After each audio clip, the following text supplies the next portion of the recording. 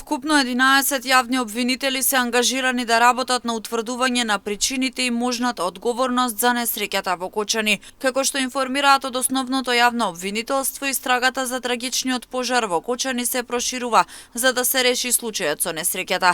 Според планот на активностите, обвинителството најави распит на повеќе од 300 сведоци, како и спроведување на соодветни вештачења од повеќе области.